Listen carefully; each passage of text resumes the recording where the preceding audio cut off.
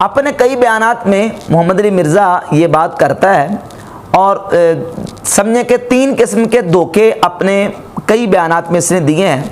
उनमें से एक धोखा ये देता है अपने आप को सुलह कुल्ली और अपने आप को बड़ा मोतदिल साबित करने के लिए कहता है कि मैं किसी की तकफीर नहीं करता, मैं किसी मुसलमान को काफिर नहीं कहता, मैं तो सिर्फ 2 फ़िरकों की तकफीर करता हूँ। और पिछले दिनों इसने बाकायदा एक क्लिप अपलोड किया है, सिर्फ 2 फ़िरके काफिर क्यों।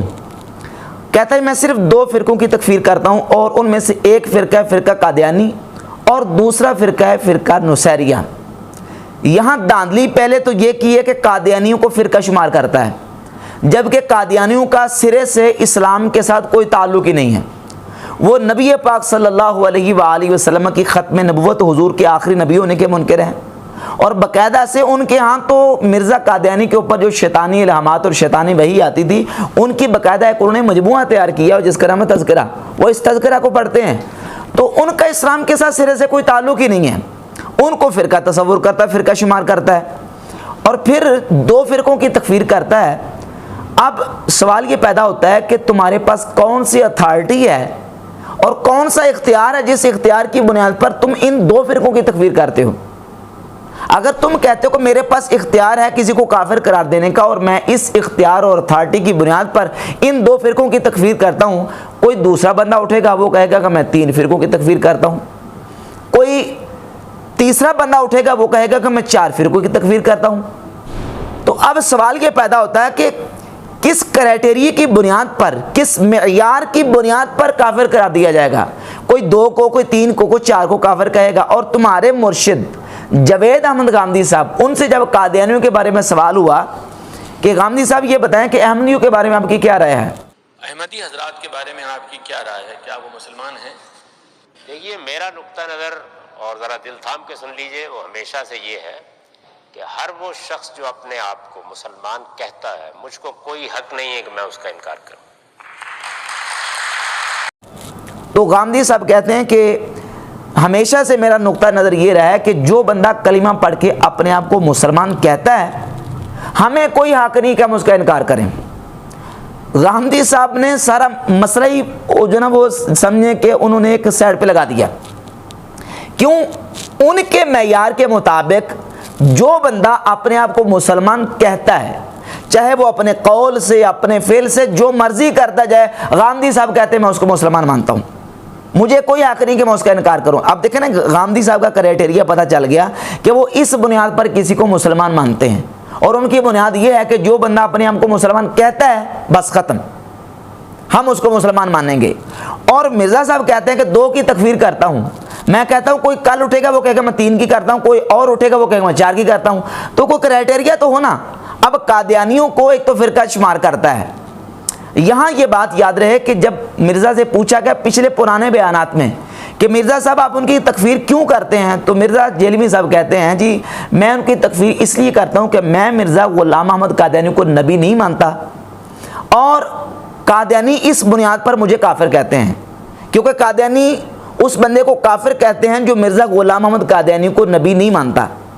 तो मिर्ज़ा कहता जी चूँकि कादियानी मिर्ज़ा ग़ुलाम अहमद कादियानी को नबी ना मानने की बुनियाद पर मुझे काफिर डिक्लेयर करते हैं, तो अब मुझे हक है कि मैं उनको काफिर कहूँ। जो हमें काफिर कहता है हम हक रखते हैं कि हम उसे काफिर कहें। यहाँ समझिए इसका जो दजल है और ये लोगों को किस तरीके से धोखा देने की कोशिश करता है। समझिए कि कादियानी को 2 फ़िरके हैं, एक है लाहौरी ग्रुप और एक है रब्वा ग्रुप कादियानी ग्रुप। जो लाहौरी ग्रुप है वो मिर्ज़ा ग़ुलाम अहमद कादियानी को 14वीं सदी का मुजद्दिद और मसीह मऊद मानते हैं, मिर्ज़ा ग़ुलाम अहमद कादियानी को नबी नहीं मानते। और वो ये कहते हैं कि जो बंदा भी कलिमा पढ़ता है वही मौक़िफ़ है जो जवेद अहमद गामदी का मौक़िफ़ है। वो कहते हैं हर कलिमा गो मुसलमान है और कोई भी कलिमा गो काफिर नहीं है, जो कलिमा पढ़ता है वो काफिर नहीं है। तो लाहौरी ग्रुप हर कलिमा पढ़ने वाले को मुसलमान मानते हैं, वो मिर्ज़ा जेलवी को भी मुसलमान मानते हैं। और ये बाकायदा से ये उनका 15 रोज़ा साला निकलता पैगाम में सुलह। इसका पॉइंट नंबर 2 में अहमदिया अंजमन लाहौर की जो खुसूसियात वो लिखते हैं, उसमें लिखते हैं कि कोई कलिमा गो काफिर नहीं, जो भी कलिमा पढ़ता है वो काफिर नहीं है। तो अब कादियानी जो लाहौरी ग्रुप है वो तो मिर्ज़ा जेलवी को मुसलमान मान रहे हैं। जो शर्त रखी थी मिर्ज़ा ने कि जो वो हमें मुसलमान मान लें तो हम भी उनको काफिर नहीं कहेंगे, वो तो तुम्हें मुसलमान मानते हैं। और रह गया रब्बा ग्रुप, वो भी इस वक्त तावील करते हैं। वो कहते हैं जिस तरह नमाज पढ़ने वाला आला दर्जे का मुसलमान है, नमाज ना पढ़ने वाला वो आला दर्जे का मुसलमान नहीं है, इसी तरह वो कहते हैं जो मिर्ज़ा गुलाम कादियानी को नबी मानता है वो आला दर्जे का मुसलमान है, और जो नबी नहीं मानता वो आला दर्जे का मुसलमान नहीं है। मुसलमान है वो नॉन अहमदी और अहमदी मुसलमान, वो ये दो तकसीम करते हैं। तो इस एतबार से वो तुम्हें मुसलमान मान रहे हैं, जो शर्त तुमने रखी थी उस शर्त के मुताबिक तो वो तुम्हें मुसलमान मान रहे हैं। और फिर अब सवाल यहाँ ये भी होगा, और कादियानी करेंगे, कादियानी तुम्हें पकड़ेंगे, क्योंकि तुमने ये कहा है कि जो कश्फ और इल्हाम को और इमामत की बिगड़ी हुई शक्ल को मानते हैं ये भी खत्म नबूवत के डाकू हैं। कादियानी तुम्हें पकड़ेंगे इसलिए कि तुम कहते हो कि ये खत्म नबूवत के डाकू हैं, और कादियानी भी खत्म नबूवत का डाकू हैं। कादियानी कहेंगे कि जब हम खत्म नबूवत के डाकू होकर काफिर हैं तो जो कश्फ और इल्हाम को और इमामत की बिगड़ी हुई शक्ल को मानते हैं वो काफिर क्यों नहीं है, तुम उनको काफिर क्यों नहीं करार देते? तो तुम्हारा जो है ना वो काफिर करार देने का मैयार अलग अलग क्यों है? ये कादियानी तुमसे सवाल करेंगे तो तुम उनका जवाब किस तरह दोगे? तो ये सिर्फ और सिर्फ लोगों को जो ना वो उनकी आंखों में धूल झोंकने के लिए इस तरह की जो ना वो कभी कुछ मौके पे इख्तियार करता है और कभी कुछ बयान देता है। और फिर ताज्जुब की बात यह कि कहता है वो हमें काफिर कहते हैं इसलिए हम उनको काफिर कहते हैं, वो हमें काफिर नहीं ना कहे तो हम उनको काफिर नहीं कहेंगे। अच्छा, जो तुम्हें काफिर कहे वो काफिर है, तो फिर उन खारजियों के बारे में तुम्हारा क्या ख्याल है जिन्होंने मौला अली रजी अल्लाह तआला को काफिर कहा है? उनके बारे में तुम झूठा दावा ये करते हो कि मौला अली ने उनके जनाजे पढ़े हैं, झूठ बोलते हो। जो मौला अली को काफिर कहें तुम कहते हो मौला अली उनके जनाजे पढ़ते हैं, और जो तुम्हें काफिर कहे तुम कहते हो कि वो मुझे काफिर कहते हैं मैं इसलिए उनको काफिर कहता हूँ। तो ये इस तरह की कार्रवाई और वारदात करके लोगों को बहकाता है। और फिर ये कहता है कि जो दूसरा फ़िरका है नुसैरिया, मैं उनकी तकफीर करता हूँ, और ये रवाफिज़ का एक फ़िरका है, शियों का एक फ़िरका है नुसैरिया, और वो यहाँ नहीं पाए जाते पाकिस्तान इंडिया में, ये शाम में पाए जाते हैं। ये भी इसका झूठ है। यहाँ 20 नहीं बल्कि हज़ारों की तादाद में इंडिया पाकिस्तान में नुसैरिया पाए जाते हैं। बड़े बड़े नामवर ज़ाकिरीन, बड़े बड़े नामवर उनके उलमा हैं जो नुसैरिया फ़िरके से ताल्लुक़ रखते हैं, और उनके बाकायदा से बयानात और उनके बाकायदा से जो वो मजालिस उनकी मौजूद हैं। अली अल्लाह नहीं है, अली अल्लाह का खालिक है, अली अल्लाह का रब है, अली अल्लाह का राज़िक़ है, अली अल्लाह से बहुत ऊपर है। अल्लाह की मेराज क्या है? अल्लाह की मेराज ये है कि वो दरे सैयदा जल्ले शानहू पर अपनी दाढ़ी से झाड़ू लगाता है। और ये कहता है, झूठ बोलता है कि वो सिर्फ शाम में पाए जाते हैं, हालांकि हज़ारों की तादाद में एक बहुत बड़ी तादाद है नुसैरिया फ़िरके की जो हिंदुस्तान और पाकिस्तान में पाए जाते हैं, इंडिया में पाकिस्तान में पाए जाते हैं। अली मिंबर कूफा पर बैठकर कह रहे थे, दुनिया वालों सूरज बनाने वाला मैं अली हूँ, आसमान बनाने वाला मैं अली हूँ, जमीन बिछाने वाला मैं अली हूँ, चांद बनाने वाला मैं अली हूँ, सजा देने वाला मैं अली हूँ, सर हिलाने वाला जिंदाबाद है, सजा देने वाला मैं अली हूँ। बाकी रह की बात यह है कि तकफीर का हकीकत में मेयार और क्राइटेरिया क्या है जो कुरान और सुन्नत ने बयान किया है। तो अल्लाह रब्बुल इज़्ज़त ने सूरत तौबा की आयत नंबर 65-66 और आयत नंबर 74 में वो तकफीर का मेयार बयान किया है। आयत नंबर 65 और 66 में इरशाद फरमाया, कुल अबिल्लाहि व आयातिही व रसूलिही कुंतुम तस्तहज़िऊन। ऐ महबूब इनसे फरमा दीजिए क्या तुम अल्लाह और उसकी आयतों और उसके रसूल के साथ मजाक करते हो? ला तातदिरू कद कफरतुम बाद ईमानिकुम, बहाने मत बनाओ तुम ईमान लाने के बाद काफिर हो चुके हो। अब वो ईमान लाने के बाद काफिर क्यों हुए? क्योंकि उन्होंने अल्लाह और उसकी आयतों और उसके रसूल के साथ मजाक किया। तो जो अल्लाह और उसकी आयतों यानी कुरान मजीद के साथ और उसके रसूल के साथ मजाक करता है, ठट्टा करता है, या अल्लाह की, कुरान की या रसूलुल्लाह की गुस्ताखी और तौहीन करता है, वो काफिर है। कुरान कहता है ला तातज़िरू कद कफरतुम बाद ईमानिकुम, अब बहाने मत बनाओ तुम ईमान लाने के बाद काफिर हो चुके हो। और आयत नंबर 74 में इरशाद फरमाया, वलक़द क़ालू कलिमतल कुफ्रि व कफ़रू बाद इस्लामिहिम, और तहक़ीक़ उन्होंने कुफ्र का कलिमा कहा और इस्लाम लाने के बाद काफिर हो गए। कलिमा कुफर कहने के बाद पहले वो मुसलमान हो चुके थे, ईमान ला चुके थे, ईमान लाने के बाद, इस्लाम लाने के बाद जब कलिमा कुफर कहा तो वो कलिमा कुफर से काफिर हो गए। तो इन आयात से वाज़ेह हुआ कि जो बंदा अपने कौल से, अपने फेल से इल्तिज़ाम कुफर कर लेगा वो बंदा काफिर हो जाएगा, चाहे उसका ताल्लुक किसी भी ग्रोह के साथ हो, चाहे वो बरेलवी हो या देवबंदी, लीगी हो या कांग्रेसी, नदवी हो या नेचरी, वो अपने आप को बड़े से बड़ा मुसलमान क्यों ना कहे, जब वो अपने कौल और फेल से इल्तिज़ाम कुफर करेगा तो वो बंदा काफिर होगा, वो मुसलमान नहीं हो सकता। क्योंकि किसी भी मुसलमान को काफिर होने के लिए सारे के सारे इस्लाम का इनकार ज़रूरी नहीं है, बल्कि इस्लाम के दायरे के अंदर जितनी ज़रूरियात दीन हैं उन ज़रूरियात दीन में से किसी एक का भी इनकार करेगा तो वो मुसलमान नहीं रह सकता। किसी काफिर को मुसलमान होने के लिए इस्लाम की सारी बातों का, सारे ज़रूरियात दीन का मानना ज़रूरी है, और किसी मुसलमान को काफिर होने के लिए सारे इस्लाम का इनकार ज़रूरी नहीं है, बल्कि इस्लामी ज़रूरियात में से, ज़रूरियात दीन में से किसी एक का भी इनकार करेगा तो वो मुसलमान नहीं रहेगा।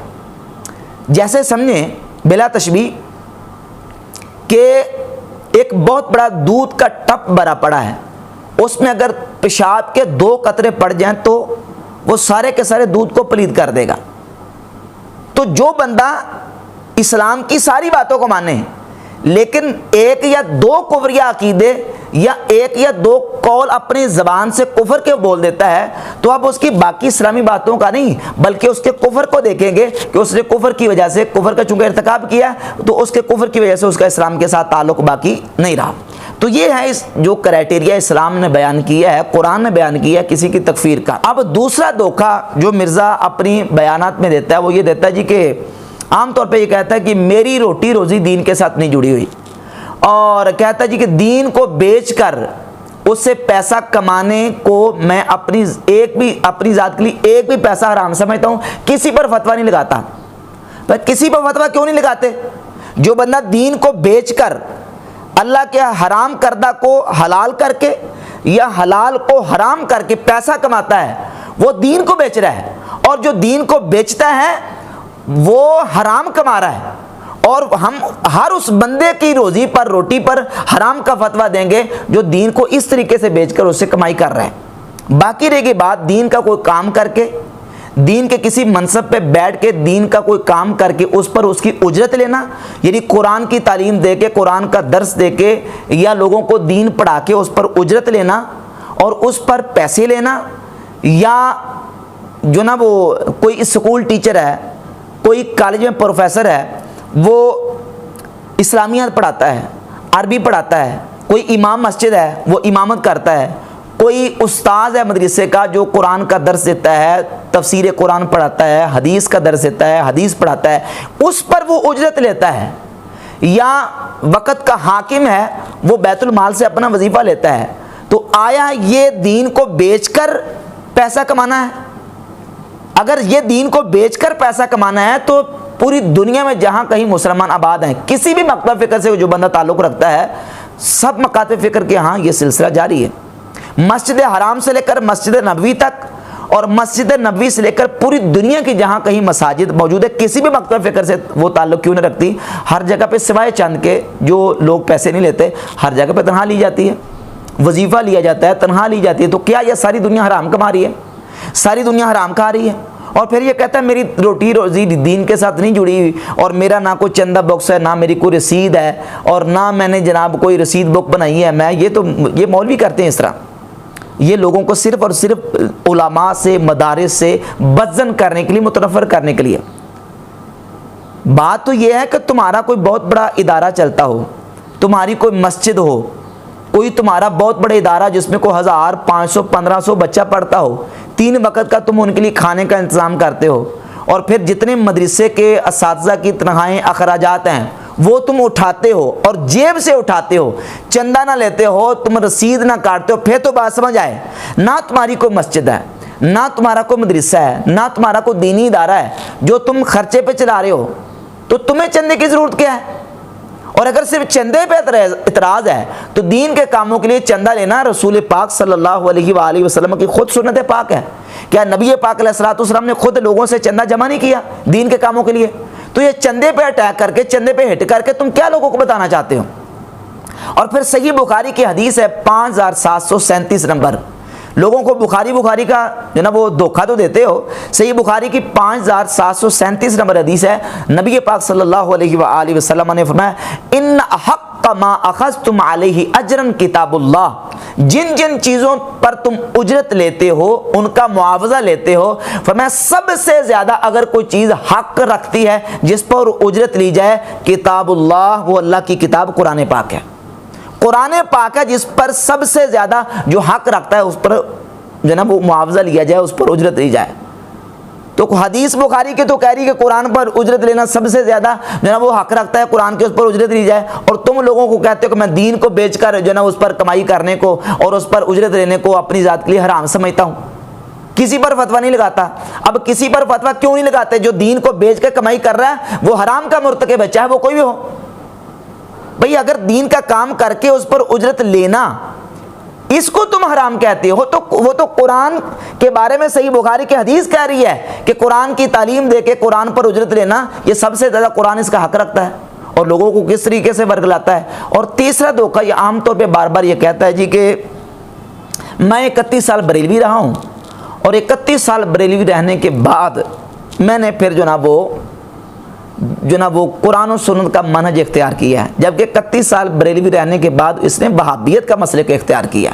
नाम ही रहता, कहता है ना मैं वहाबी ना मैं बाबी, मैं हूँ मुस्लिम इल्म किताबी है वहाबी है, 98% वहाबी है। और वहाबियों के मिसाल जितने मसाइल और अकायद हैं उसमें से 98% वहाबियों के अकायद मसाइल बयान करता है। इसके जो बड़े 2-3 बाबे हैं, ज़ुबैर नज़ई वहाबी मौलवी, फैसलाबाद का मौलवी साक वो भी बेसिक वहाबी मौलवी, और तीसरा इसका बाबा है जवेद अहमद गामदी। इन तीनों से यह दीन लेता है और इन तीनों ही को फॉलो करता है। इल्म गैब, हाज़िर नाज़िर, नूर व बशर, इस्तिमदाद, इस्तिगासा, शफात, तकलीद का इनकार, रफ़ा दैन, ऊंची आमीन, फाता खलीफुल इमाम, और जितने ये अकीदे और मसाइल हैं किन के लेता है? बाबियों के लेता है। और कहता है ना मैं बाबी ना मैं बाबी, तो ये पक्का बाबी है। 98% इसके बाबियों के मसाइल है और 2% समझने के शियों के मसाइल लेता है। और जहाँ तक बात है बरेलवियों से जो ना वो बाबी होने की, तो इसकी हमें क्या दौस और क्या इस तरीके से हमारे ऊपर लोगों के ऊपर प्रेशर डालने की कोशिश करता है। मैं आपको कई ऐसे लोग दिखा सकता हूं कि जिन्होंने 40-40 साल मुसलमान होके गुजारे और बाद में उन्होंने क्या किया कि बरगला के किसी ने उनको कादियानी कर दिया, उनको किसी ने जो ना वो कादियानी और जो ना वो इस्लाम से हटा दिया। और कई ऐसे लोग होंगे जो पहले मुसलमान थे और बाद में वो एथियस्ट हो गए, दैरी हो गए। तो इससे क्या इस्लाम की अजमत पर कोई फ़र्क आ जाएगा? इस्लाम की शान पर कोई फ़र्क आएगा? और फिर ये जो कहता है 31 साल बरेलवी रहा, 31 साल यो अहले सुन्नत का बरेलवियों का कोई आलिम रहा है? किस मदरसे का फारुग तहसील है? कहाँ से इसने इल्म हासिल किया है? 31 साल किस आलिम दीन की सोबत इख्तियार की है? गफलत में 31 साल गुजारे हैं और अभी तक इसकी हालत ये है कि आहवत को आहूत पढ़ता है, तिफले मकतब को तुफले मकतब कहता है। और अभी एक मैंने बयान इसका सुना, इल्मी हालत ये है कि कहता कि अरबी में रान को अरबी में पट कहते हैं। हाथ जानों पर रखो, जानों पर, जिसको हम अरबी में पट कहते हैं। ये इसका इल्मी लेवल और इल्मी हालत अब तक ये है। और कहता मैं 31 साल बरेलवी रहा, जहालत में और गफलत में 31 साल गुजारे हैं।